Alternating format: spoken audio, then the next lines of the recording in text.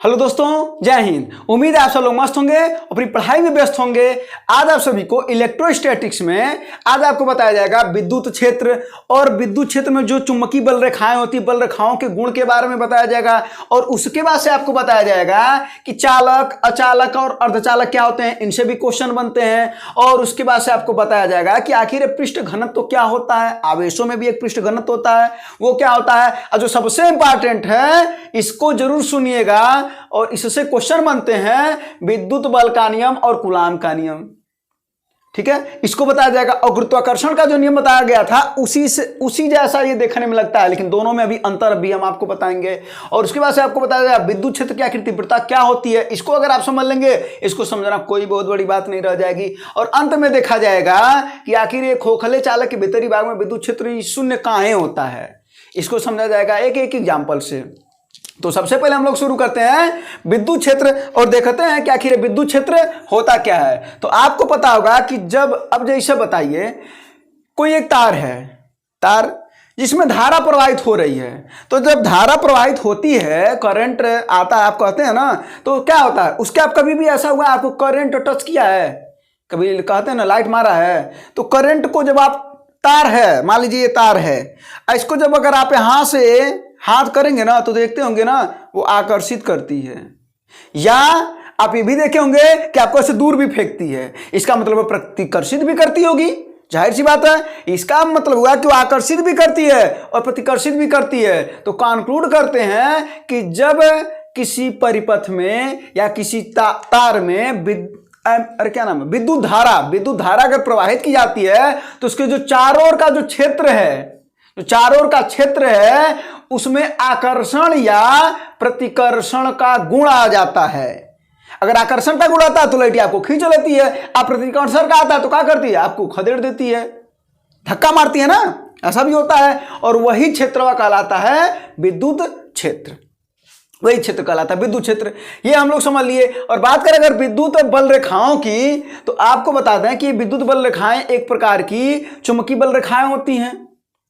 ठीक है, ये चुंबकीय बल रेखाएं होती हैं और ये वक्राकार में होती हैं। तो आइए उसके गुण को पढ़ते हैं। तो कहा जाता है कि यह सदैव धनावेश से ऋणावेश की ओर चलती हैं। जो चुंबकीय बल रेखाएं होती हैं, विद्युत बल रेखाएं, ये धनावेश से ऋणावेश की ओर चलती हैं। और कहा जाता है स्पर्श रेखा पर इनके धनात्मक दिशा पर बल लगता है। इनका जो स्पर्श रेखा खींचा जाता है उस पर धनात्मक दिशा में बल लगता है। ठीक है, और बात करें लंबाई के अनुदिश, अगर लंबाई के अनुदिश जब इन्हें खींचा जाता है तो सिकुड़ती हैं। और यही कारण होता है, जब वो सिकुड़ती है ना, लंबाई के अनुदिश जब खींचा जाता है तो सिकुड़ती जब है, जैसे एक बता दे रहे हैं, एक चित्र बना दे रहे हैं यहाँ पर। जैसे मान लेते हैं ये है चुंबक आपका नॉर्थ, यस, तो ये हैं उनकी बल रेखाएं,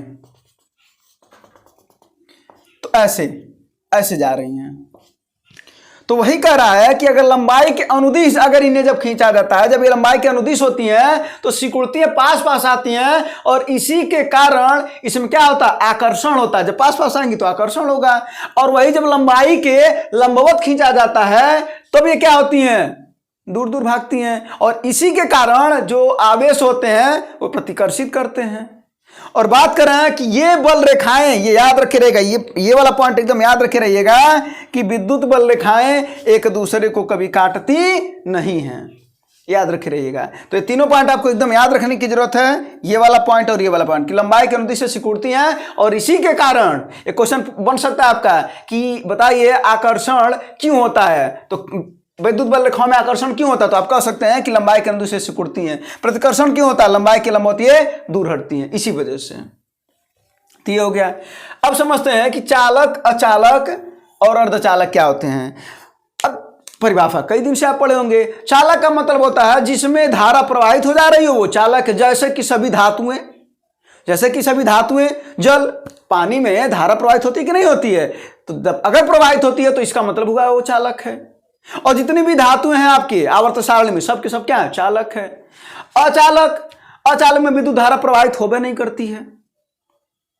और ये जितनी अधातुएं हैं वो सब के सब क्या है, आपकी अचालक हैं। लेकिन रुकिएगा, लेकिन उसी कुछ ऐसे ये जो अर्धचालक होता है ना, ई देखा जाए ना तो अचालक होता है, लेकिन जबकि इसमें कुछ मिला दिया जाता है, कुछ विषमांग पदार्थ मिला दिया जाता है, कोई पदार्थ मिला दिया जाता है, तो कहा जाता है वो क्या हो जाता है भाई, वो अर्धचालक हो जाता है। और इसका एग्जाम्पल बार बार पूछता है, तो आपको पता होगा कि क्या, सिलिकॉन, जर्मेनियम, कार्बन, सेलेनियम। दो नाम तो आप जान ही रहे होंगे, दो नाम और लिख लीजिएगा, है ना। तो सिलिकॉन, जर्मेनियम, कार्बन और सेलेनियम, ये हैं अर्धचालक। तो चालक सभी धातुएं, अचालक सभी अधातुएं जिसमें विद्युत धारा प्रवाहित ना हो, और अर्धचालक विद्युत धारा प्रवाहित हो भी सकती है और नहीं भी हो सकती है। तो अगर हो सकती है तो कौन कौन से अर्धचालक, और ये बार बार क्वेश्चन पूछता है, सिलिकॉन, जर्मेनियम, कार्बन और सेलेनियम, ये हो गया। इसके बारे में यहां तक पूछा जा सकता है। अब बात करें अगर कि आवेश का पृष्ठ घनत्व तो क्या होता है, तो कहा जाता है कि जो क्षेत्रफल होता है, एकांक क्षेत्रफल पर जो आवेश उत्पन्न किया जाता है उसी को हम कहते हैं पृष्ठ घनत्व। एकांक क्षेत्रफल में जो आवेश उत्पन्न किया जाता है वही होता है पृष्ठ घनत्व। पृष्ठ घनत्व इसका मतलब कब बढ़ता होगा, जब आवेश बढ़ जाएगा। इसका मतलब है कि पृष्ठ घनत्व को जरा देखिए, डायरेक्ट आवेश के बराबर में आ रहा है कि नहीं आ रहा है, लेकिन वहीं पर पृष्ठ घनत्व किसके विपरीत में जा रहा है, क्षेत्रफल के। इसका मतलब हुआ कि अगर सुई, देखिए बहुत पतला लिखा रहा ना, अगर सुई की बात करें, अब पूछा जाए कि बताओ सुई पर पृष्ठ घनत्व तो अधिक होता है कि कम होता है, तो अब आप बताइए, सुई बहुत नुकीली होती है, तो जब नुकीली होती है तो उसका क्षेत्रफल कम होगा, जब क्षेत्रफल कम होगा तो क्या बढ़ेगा, पृष्ठ घनत्व तो बढ़ेगा। अगर क्षेत्रफल कम होगा तो क्या होगा, पृष्ठ घनत्व तो बढ़ेगा। अब क्षेत्रफल अगर बहुत बड़ा होगा तो पृष्ठ घनत्व तो क्या हो जाएगा, यहां से घट जाएगा। तो ये अगर पृष्ठ घनत्व पर अगर कोई सवाल अगर आ जाए, डायरेक्ट आवेश का मान दिया रहेगा और क्षेत्रफल दिया रहेगा, तो आप लगा सकते हैं। और नहीं तो क्वेश्चन ऐसे भी बन सकता है, जरा बताओ, यदि किसी वस्तु पर आवेश बढ़ा दिया जाए, किसी परिपथ पर आवेश बढ़ा दिया जाए, तो जरा बताओ पृष्ठ घनत्व पर क्या प्रभाव पड़ेगा। तो क्या कहेंगे कि अगर आवेश बढ़ेगा तो पृष्ठ घनत्व भी बढ़ जाएगा, लेकिन अगर क्षेत्रफल बढ़ेगा तो पृष्ठ घनत्व घट जाएगा। अगर कभी आवेश को दोगुना कर दिया जाए तो पृष्ठ घनत्व क्या हो जाएगा, दोगुना हो जाएगा। क्षेत्रफल को अगर दोगुना कर दिया जाए तो क्या होगा, तो अगर ये दोगुना तो ये आधा हो जाएगा, क्योंकि दो यहां लिखेंगे ना, तो 1/2 तो ये आधा हो जाएगा। उल्टे का संबंध है ना, तो 2 का उल्टा क्या होता है, 1/2। अगर का क्षेत्रफल तीन चौथाई की ओर दिया जाए, 3/4, तो 3/4 ना, तो 3/4 का उल्टा क्या होता है, 4/3, तो पृष्ठ घनत्व हो जाएगा 4/3 गुना। ऐसे भी सवाल बनते हैं और बार बार यही सब क्वेश्चन आते हैं। थियरी को समझेंगे तो आपको समझने में बहुत बड़ी बात नहीं रह जाएगी। अब आते हैं विद्युत बल के नियम पर, और बहुत ये इंपॉर्टेंट है और परीक्षा में बार बार पूछा जाता है, तो आइए समझते हैं। तो जो पहली बात इसमें कहा जाता है कि जो विद्युत परिपथ में जो लगने वाले बल होते हैं वो क्या होता है, वो उनके आवेशों के गुणनफल के अनुक्रमानुपाती होता है। पहला बात, आवेशों के गुणनफल के अनुक्रमानुपाती होता है। और याद करिए, जब हम ये बल पढ़ा रहे थे, क्या नाम, गुरुत्वाकर्षण बल, तो वहां पर हमने बताया था कि द्रव्यमानों के गुणनफल के अनुक्रमानुपाती होता है या समानुपाती होता है, बोले थे ना। फिर उसके बाद से बोले थे यहाँ पर बोले थे कि यह उनके बीच की दूरी, जो दो वस्तु हैं उनके बीच की दूरी के वर्ग के व्युत्क्रमानुपाती होता है। वैसे यहां पर जो दो वस्तु जिन पर आवेशित जो वस्तुएं हैं उनके भी बीच एक दूरी होती है और उन्हीं के वर्ग के ये भी व्युत्क्रमानुपाती होता है। अब अंतर इन दोनों में बता दे रहे हैं कि जो न्यूटन का गुरुत्वाकर्षण नियम और ये दोनों एक ही जैसा लगता है देखने में, अंतर बता दे रहे हैं। यहां पर जो नियतांक आता है वो जी आता है और यहां पर आता है 1/4 पाई एप्सिलॉन 0। जब इसी को दोनों को मिला लेंगे तो एफ बराबर लिख देंगे 1/4 पाई एप्सिलॉन 0 गुणे Q1 Q2/r²। इसको समझिएगा। और यहां पर जब हम लिखते हैं तो लिखते हैं F बराबर G m1 m2/r²। वो केवल और केवल आकर्षण का वो नियम है, और ये आकर्षण और प्रतिकर्षण दोनों का नियम है। ये दोनों में मूलतः अंतर है। वो जब आकर्षित करेगा तभी वो बल लगेगा। इसमें आकर्षण भी हो सकता है इस प्रकार में, और प्रतिकर्षण भी हो सकता है। ये दोनों में मूल अंतर है, तो हमने आपको बता दिया।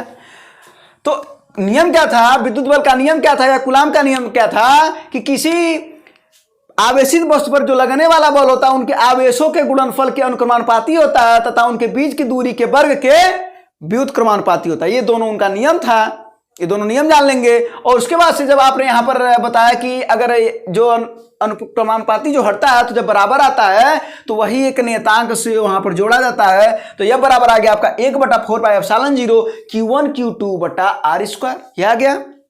अच्छा, अब बात कर लें ये ε0 क्या है, तो ये क्या है ε0, इसको कहते हैं ε0। और ये क्या है, ये निर्वात में विद्युतशीलता इसको बोलते हैं या विद्युत चुंबकशीलता बोलते हैं इसको। और इसका जो मान होता है वो होता है 8.85 × 10⁻⁻12। मात्रक बहुत जरूरी है, कूलाम स्क्वायर प्रति न्यूटन इंटू मीटर स्क्वायर। आई कहाँ से आता है यो बता दे रहे हैं। जरा देखिए, अगर हमें यहाँ पर ε0 का मान अगर हम इधर कर दें तो अब चला जाएगा नीचे, समझिएगा, अब चला जाएगा नीचे। तो बताइए Q1 Q2 का मान क्या है, Q1 आखिर आवेश है ना, तो आवेशवा का मात्रक क्या होता है, कूलाम होता है, पहले ही बता चुके हैं। तो कूलाम 2 बार है ना तो कूलाम स्क्वायर हो गया, सॉरी। और यह क्या है, बल है, तो बल नीचे आएगा तो न्यूटन इंटू आर, क्या दूरी है ना, तो दूरी का वर्ग है तो मीटर का वर्ग हो जाएगा। ये हो गया ε0 का मात्रक। और ये पूछता है कि आखिर ε0 है क्या, पहला काम पूछ देगा तो कह देंगे आप निर्वात में विद्युत चुंबकशीलता, पहला प्रश्न बनता है। दूसरा प्रश्न बन सकता है कि ε0 का मान कितना होता है, तो आप कहेंगे 8.85 × 10⁻12 कूलाम स्क्वायर प्रति न्यूटन मीटर स्क्वायर। दूसरा प्रश्न। तीसरा प्रश्न बनेगा कि आखिर ये निर्वात में विद्युत चुंबकशीलता का मात्रक क्या होता है, तो आप कहेंगे कि कूलाम स्क्वायर प्रति न्यूटन इंटू मीटर स्क्वायर। ये 3 प्रश्न बने केवल और केवल ε0 से, ये समझ लीजिएगा। बहुत प्रश्न बनते हैं। अब अगर 4 पाई का मान आपको पता है 22/7 होता है ना, तो अगर हम ये मान रख दें तब अगर हम एफ के वैल्यू को सॉल्व करेंगे तो जो एफ बराबर आ जाएगा इन सभी को रखने पर, 4 पाई का मान और ε0 का मान रखने पर वो आ जाएगा आपका 9 × 10⁻9 और ये आ जाएगा Q1 Q2 बटे R स्क्वायर। इसका मतलब हुआ कि आप कह सकते हैं कि 1/4πε0 का मान कितना, 9 × 10⁻9 है क्या, बिल्कुल है, बिल्कुल है, याद रखे रहिएगा, ठीक है। तो ये भी आपको याद रखना जरूरी है। और अगर यहां पर कर दे कि आवेशों को एकांक कर दिया जाए और उनके बीच की दूरी को 1 कर दिया जाए, माने 1 मीटर उनके बीच की दूरी को अगर कर दिया जाए, तो बताओ लगने वाला बल कितना होता है। ये बहुत बार क्वेश्चन पूछा है। क्वेश्चन इसे कर देगा, क्वेश्चन कैसे करेगा जरा सुनिएगा कि यदि दोनों आवेशों को एकांक कर दिया जाए तथा उनके बीच की दूरी 1 मीटर कर दी जाए तो लगने वाला बल क्या होगा। अरे महाराज जी यह 1 हो जाएगा, यह 1 हो जाएगा, यह 1 हो जाएगा, तो ले दे करके आपका बचा क्या, यही ना बचा 9 × 10⁻9 क्या न्यूटन, इतना बल लगेगा, याद रखे रहिएगा। ये चौथा प्रश्न है यहां पे। और एक तो सीधा सीधा इस फार्मूले पर ही सवाल बन सकता है, Q1 Q2 का मान दिया रहा है, R का मान दिया रहा है, आप डायरेक्ट सवाल लगा सकते हैं, ई हो गया। अभी बहुत प्रश्न बनेंगे। अब अगला देखिए, अगर कह दिया जाए कि अगर 2 जो वस्तुएं हैं अगर उनके बीच की दूरी बढ़ा दिया जाए जो आवेशित हैं, तो बताओ बल क्या होगा। अब बताओ, तुम खुद बताओ यार कि अगर 2 वस्तुएं हैं, इन दोनों वस्तुओं में अगर हम दूरी बढ़ा देंगे, अगर हम दूरी बढ़ा देंगे तो बल क्या होगा, आकर्षण बल कम काम करेगा कि ज्यादा। दूरियां बढ़ती हैं तो आकर्षण बल कम हो जाता ना है, और जब दूरियां घटती हैं तो देखिए दूरी जब घटने लगेगी तो इसका मतलब वो आकर्षित कर रहा है ना, तो बस यही बात है। इसका मतलब होगा कि 2 आवेशों के बीच की जो दूरी है अगर वो बढ़ा दी जाएगी तो जो बल होता है वो क्या हो जाता है, कम हो जाता है, और दूरी घटा देंगे तो बल क्या हो जाता है, बढ़ जाता है। ये भी क्वेश्चन पूछ सकता है। आवेशों का क्या होगा, आवेश अगर बढ़ेंगे तो बल भी क्या होगा, बढ़ेगा, जाहिर सी बात है। जो बल है वो बढ़ेगा, वो ज्यादा हमको आकर्षित करेगा। आवेश खूब ज्यादा दे देंगे, 14,000 का करंट दौड़ा देंगे तो तनको जाएंगे, टच करेंगे तो अपना तो पत्ता गोलन हो जाएगा। तो वही बात है। तो ये आपको समझना था कि कौन बढ़ता है कौन घटता, पहला प्रश्न तो इस पर बनता है। अगर अब दूसरा प्रश्न बताते हैं, अगर कह दें कि उनके बीच की दूरी को अगर 2 गुना कर दिया जाए तब बल पर क्या प्रभाव पड़ेगा, तो जब 2 गुना करेंगे तो 2 का वर्ग हो जाएगा 4, तो 1/4 रहेगा। देखा जाए अगर 2 का वर्गवा जब हम करेंगे तो कितना हो जाएगा, ये 1/4, तो 1/4 आया ना, तो बलवा कितना हो जाएगा 1/4 गुना। अगर इसका मतलब आप कहेंगे कि अगर r को 3 गुना कर दिया जाए तो बल कितना हो जाएगा, हाँ भाई 3 का वर्ग होता है 9 और 1/9 है ना, उल्टा ना है, तो 1/9 बल कितना हो जाएगा 1/9, बल घटेगा ना। अगर 9 गुना होगा तो दूरी 9 गुनी हो गई, तो बलवा जब इतना दूर चला जाएगा, ये जो उनकी बीच की दूरी है, तो बल कम ना होगा, बल कम हो गया।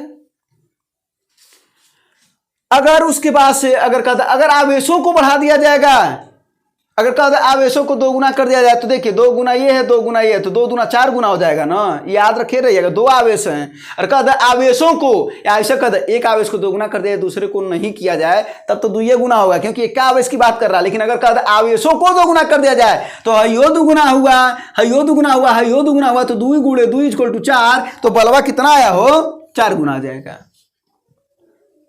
तो 2 सवाल बन गया। एक तो ये बन गया कि कौन बढ़ता है तो कौन घटता है, और दूसरा ये कितना गुना किया जाएगा तो कितना गुना हो जाएगा। और तीसरा सवाल अगर अनुपात में दे दे कि उनके बीच की जो दूरियां हैं उनका अनुपात अगर दे दे, तो उस पर भी एक सवाल बन जाता है, और अनुपात वाला सवाल आपको हम बता चुके हैं। तो याद रखिएगा ये सब आपके सवाल आपकी परीक्षाओं में पूछे जाते हैं, और ये बहुत इंपॉर्टेंट होता है। और ये विद्युत बल का नियम भी हमने बता दिया, आपको फार्मूले भी बता दिया, एप्सिलॉन 0 क्या होता है ये भी बता दिया, और बल का मान क्या ये कितना आता है वो भी बता दिया। और अगर इनको एकांक कर दिया जाए यानी इकाई कर दिया जाए तो बल का मान 9 × 10⁹ न्यूटन होता है, याद रखे रहिएगा यहाँ पर। और उसके बाद 2 प्रश्न बताए हैं कि अगर कितना गुना किया जाएगा तो कितना फर्क पड़ेगा, और क्या बताए हैं, और ये बताए हैं कि अगर गुना वाला बता दिए ना, हाँ, कि अगर इनका मान दिया रहे कि r बढ़ेगा तो f क्या होगा, घटेगा, ये वाला बता दिए। अब आते हैं विद्युत क्षेत्र की तीव्रता पर, और विद्युत क्षेत्र की तीव्रता को समझते हैं। तो विद्युत क्षेत्र की तीव्रता को देखिए क्या है कि जब एकांक आवेश पर लगने वाला बल ही उसकी विद्युत क्षेत्र की तीव्रता कहलाती है। एकांक आवेश पर लगने वाला बल ही विद्युत क्षेत्र की तीव्रता कहलाती है। या आप कह सकते हैं कि लगने वाला जो बल होता है विद्युत क्षेत्र में, लगने वाला बल और आवेश के अनुपात को विद्युत क्षेत्र की तीव्रता कहते हैं। अब जरा देखिए, अगर हम यहाँ पर E बराबर निकाल दें तो यह ना F है, यही ना F है, तो आप यहाँ पर लिख सकते हैं 9 × 10⁹ लिख सकते हैं ना, गुणे Q। तो देखिए एक आवेश यहाँ पर ऑलरेडी है और एक आवेश जानते हैं क्या हो जाएगा, वो एक Q × Q मतलब Q² हो जाएगा, क्योंकि वहां पर आवेश बराबर हो जाता है विद्युत क्षेत्र की तीव्रता में। तो Q × Q² हो गया, अब बटा r², और एक ठो ऑलरेडी Q पहले ही से है, तो है एक ठो कट जाएगा, तो क्या आ जाएगा आपका 9 × 10⁹ Q/r²। ये फार्मूला होता है, ये इसकी सहायता से आया है। इसी में बोला ना कि अगर इसको समझ लेंगे तो समझ लेंगे। तो यहाँ पर जो आवेश होता है वो एक ठो होता है, ठीक है। तो वही हम Q1 और Q2 को Q × Q कर दिए, Q² कर दिए हैं, और ऑलरेडी एक ठो Q था, Q से Q कट गया, D आ गया, बस। और इसका अगर आप मात्रक निकालना चाहेंगे तो मात्रक क्या हो जाएगा भाई, मात्रक क्या हो जाएगा, विद्युत क्षेत्र की तीव्रता का मात्रक क्या हो जाएगा। तो देखिए Q क्या है, कूलाम, और R क्या है, मीटर²। तो इसका मतलब होगा कि जो विद्युत क्षेत्र की तीव्रता का मात्रक होगा वो कूलाम प्रति मीटर² होता है, याद रख रहिएगा, कूलाम प्रति मीटर² विद्युत क्षेत्र की तीव्रता का मात्रक होता है। ये हो गया आपका। उसके बाद से समझते हैं लास्ट वाला जो हेडिंग है आपका इस स्थिर वैद्युतिकी का, कि खोखले चालक के भीतर ही भाग में विद्युत क्षेत्र आखिर शून्य कहाँ होता है। अभी बता दे रहे हैं, जब बिजली तड़कती है ना, तो उस समय अगर आप बंद कमरे में चलिए बाहर आपको ले चलते हैं, कार में, आप मान लीजिए कार में घूम रहे हैं, तो उसके शीशे को आप बंद कर लीजिए, तो विद्युत क्षेत्रवा जानते क्या होता है, उसी शीशवा पर आकर के रुक जाता है, अंदरवा नहीं आ पाता है। और इसी वजह से कहा जाता है उस समय जो अंदर का क्षेत्र होता है, जो अंदर का क्षेत्र, कार के अंदर का क्षेत्र होता है, वो सुरक्षित माना जाता है। तो कभी भी अगर आप घर से बाहर निकलिएगा और अगर ऐसा कुछ हो रहा है, बिजली अगर तड़क रही है, तो आप कार के अंदर शीशा उसा बंद करके बैठ जाइएगा। उससे क्या हो जाएगा, वो भीतरी भाग में जो विद्युत क्षेत्र होगा वो अंदरवा विद्युत क्षेत्र आ ही नहीं पाएगा। कहाँ है, कहाँ है कि वो शून्य होता है। याद रखे रहेगा कि खोखले चालक के भीतरी भाग यानी करवा के अंदरवा ऊपर शीशा लगा ना तो करवा के अंदर वहाँ विद्युत क्षेत्र शून्य होता है, इसी वजह से आपको कोई भी दिक्कत नहीं होगा। तो कभी भी अगर ऐसा कंडीशन आ जाए, आप रोड पर चल रहे हो, बिजली तड़क रही हो, आप शीशा उषा बंद करके बाहर गलती से भी ना निकलिएगा, शीशा उषा बंद करके रहिएगा, एकदम आप सेफ हैं। ठीक है, क्योंकि भीतरी भाग में जो विद्युत क्षेत्र होता है वो शून्य होता है। और एक क्वेश्चन बहुत जनरली लोग कहते हैं, बार बार पूछा जाता है, हम आपसे भी पूछ रहे हैं, कहते हैं बिजली जब तड़कती है और उसका जो प्रकाश जो चमकता है, कौन पहले आता है? अब बताइए, देखिए, एक तो होता है प्रकाश का वेग, है ना, प्रकाश की चाल, एक प्रकाश की चाल होती है, और एक होती है ध्वनि। तो कहते हैं कि जब तड़कती है तो वो चमक के बाद आवाजिया सुनाई देता है, होता ना? तो कहाँ है? ये बड़ा सा सिंपल क्वेश्चन है, इसमें क्या है? एक चीज बताओ, सी का मान कितना? 3 × 10 = 8 मीटर/सेकेंड। चलिए, इतना ना होता है। आज जो ध्वनि होता है, ध्वनि का कितना होता है भाई? ध्वनि का कितना होता है? 332 मीटर/सेकेंड। अब आप बताओ, है कहाँ? 3 लाख किलोमीटर/सेकेंड चल रही है प्रकाश, और ध्वनि चल रहा है 332 मीटर। तो कौन पहले आएगा? हो, किसकी चाल अधिक है? जिसकी चाल अधिक है वो पहले आएगा। इसी वजह से प्रकाश क्या होता है? पहले आता है जब बिजली तड़कती है, और ध्वनि बाद में सुनाई देता है। बस ऐसे बार बार आपसे क्वेश्चन किया जाता है, तो अगर कभी ऐसा आपके भी सामने आ जाए तो आप उसका आंसर दे सकें। तो ये सब के बारे में आपने समझ लिया, और इसका आप चाहें तो स्क्रीनशॉट ले लीजिएगा ताकि आपको चीज़ों को समझ में आए। तो ये आपका हो गया स्थिर विद्युत की खत्म। अब इसके बाद से जो अगला जो चैप्टर है वो आपका है विद्युत विभव है। तो विद्युत विभव को बता लिया जाएगा, फिर विद्युत धारा पढ़ लिया जाएगा, सब पढ़ लिया जाएगा। धन्यवाद, जय हिंद।